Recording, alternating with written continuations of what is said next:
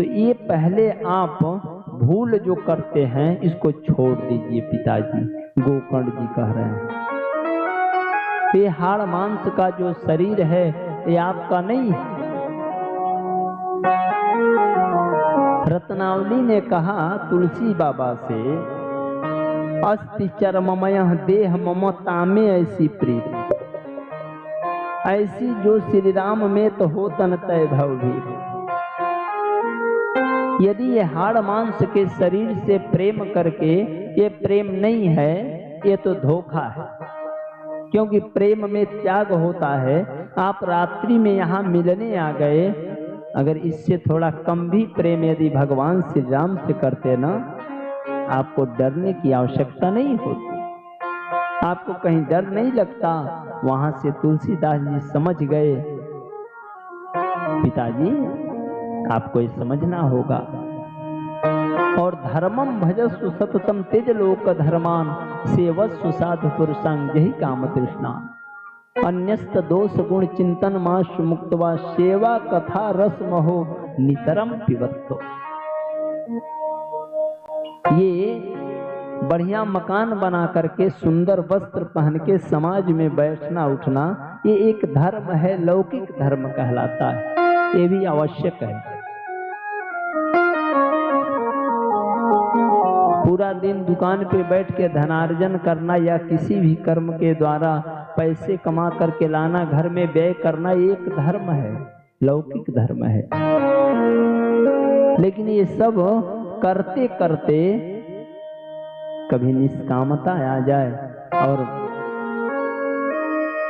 भगवान में मन एकाग्र हो जाए, भगवान में लग जाए, ये भागवत धर्म कहलाता है। इसलिए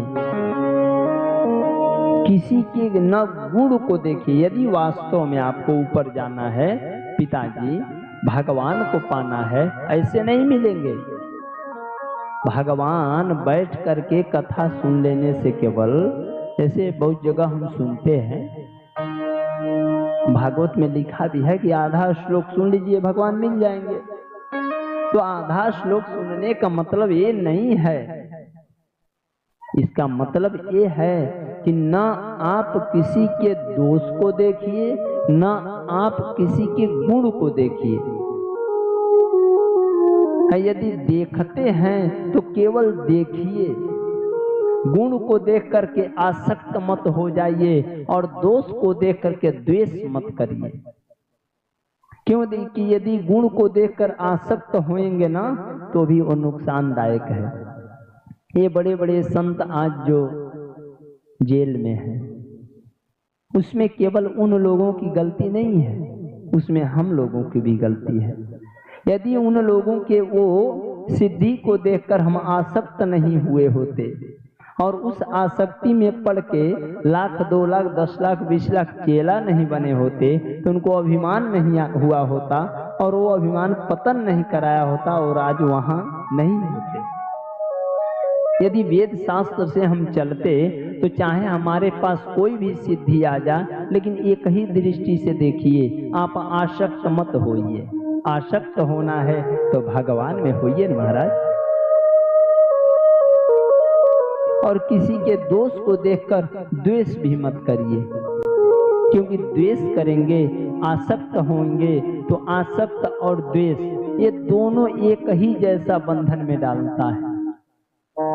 जैसे स्वर्ग और नरक दोनों बंधन कारक है, ये दोनों नरक में जाएंगे तब भी पतन, स्वर्ग में जाएंगे तब भी पतन।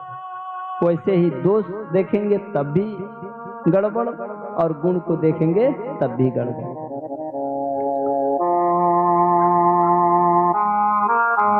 इसलिए दोष और गुण दोनों देखना छोड़ दीजिए पिताजी। और सेवस्व साधु पुरुषांग यही काम तृष्णा। संत के चरणों का दास बनिए, क्योंकि भगवान को यदि आप पाना चाहते हैं तो भगवान को पाने के लिए हो सकता है आपके पास सामर्थ्य न हो, तो किसी भक्त का चरण पकड़ लीजिए तो भगवान अपने आप मिल जाएंगे। सुतीक्षण जी का नाम आप लोग सुने होंगे। सुतीक्षण जी का, वो अपने गुरुदेव के पास थे, विद्या अध्ययन किए।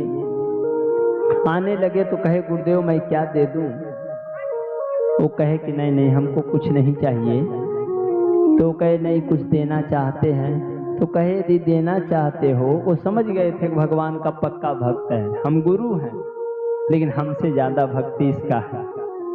यदि भगवान कुछ देना चाहते हो तो भगवान राम का हाथ ला करके मेरे हाथ में दे दो। अगस्त्य ऋषि ने कहा। इसीलिए सुतीक्षण के पास जब भगवान श्री राम गए तो हाथ पकड़ करके राम जी का और सीधे ले जाके अगस्त्य ऋषि के हाथ में दे दिए। यदि भगवान को आप नहीं प्राप्त कर पा रहे हैं तो आप किसी भक्त के चरणों को पकड़ लीजिए। ग्राह समझ गया कि मैं भगवान को नहीं पा सकता तो गजराज का चरण पकड़ लिया। कहा कि हमसे नहीं हो सकता तो ये मालूम है मुझे कि मैं भक्त का चरण पकड़ूंगा तो भगवान अवश्य मिलेंगे, इसलिए गजराज का चरण पकड़ लिया। इसलिए संतों का दर्शन करिए,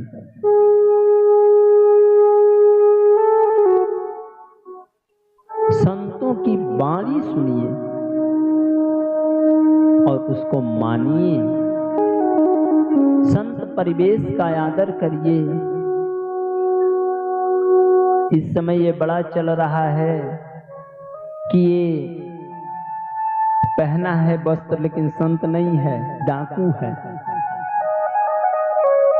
इसका मतलब ये है वो इस वस्त्र को पहनने के बाद भी वो व्यक्ति गलत हो सकता है। ये मैं नकार नहीं रहा हूं, लेकिन जो ये वस्त्र पहन लिया है तो उस व्यक्ति का नहीं लेकिन इस वस्त्र का सम्मान करिए, ये आवश्यक है। ये है कि इस समय जो हम लोगों के अंदर रावण है ये बड़ा खतरनाक है। वो रावण थे ना, जब माँ जानकी को लेने गए थे लंका ले जाने के लिए, उस समय वो ब्राह्मण बन करके गया था, लेकिन जब माँ जानकी का हाथ पकड़ना हुआ तो वो अपने भेष में आ गया, रावण बन गया। क्योंकि वो इतना दूर तक सोचता है कि यदि मैं इस भेष में आज जानकी को पकड़ लेता हूँ, लेकर चला जाता हूँ, तो संत का आदर और संत पर कोई भरोसा नहीं करेगा। अभी वो रावण हम लोगों से अच्छा था, लेकिन एक हम लोग हैं अब जो संत परिवेश में रह करके यदि अपने इंद्रियों का भरण पोषण कर रहा है, उसके लिए तो भगवान कभी माफ नहीं करेंगे। लेकिन यदि आप संत परिवेश का अपमान करते हैं तो आप भी वहीं जाएंगे जहां वो जाने वाला है। ऐसा हम क्यों करें? इसलिए संतों का आदर करें। ऐसा करने से हमारा जीवन शाश्वत हो जाएगा। और आप कह रहे हैं कि वन में जाऊं तो कैसे जाऊं? वन में जाने से होगा क्या? वन में जाने से केवल भगवान नहीं मिलते, भगवान तो हर जगह है। भगवान को पाना है तो मनः एव मनुष्याणाम कारणम बंध मोक्षयो बद्धम तो विषयासक्तम मुक्तम निर्विषयम मन। ध्यान देना, मन के मारे बन गए बनत जवस्ती माह का कबीर मन लालची, ये कहूँ ठहरतना। मन के हारे हार है, मन के जीते जीत, मन ही मिलावत राम सो मन ही करत भजी। यह तो गति है अटपटी झटपट लखई न कोई, लेकिन जब मन की खटपट मिटही तो चटपट दर्शन हो। जिस दिन मन की विकृति सत्कृति में परिवर्तित हो जाएगी उसी दिन परमात्मा दिखता है।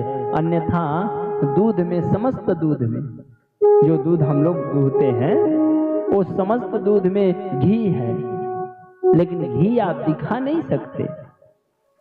उसके लिए उसको गर्म करना पड़ेगा, उसको एक दही का रूप देना पड़ेगा, उसमें आपको मेहनत करना पड़ेगा, रही चलाना होगा, उसको महना पड़ेगा, मक्खन निकालना पड़ेगा, उसको फिर गर्म करना पड़ेगा, तब घी बनेगा, तब उससे दीपक जल सकता है। अन्यथा दूध से दीपक जलाएंगे तो बुझ जाएगा, नहीं जल सकता। ऐसे ही परमात्मा को पाने के लिए केवल जंगल जाने से नहीं मिलता। जंगल जाने से भगवान यदि मिलते तो वहां जंगल में चोर जिंदगी भर चोरी करता है, लेकिन 1% भक्ति नहीं आती और वो कभी माला नहीं जपता है, यही सब करता है।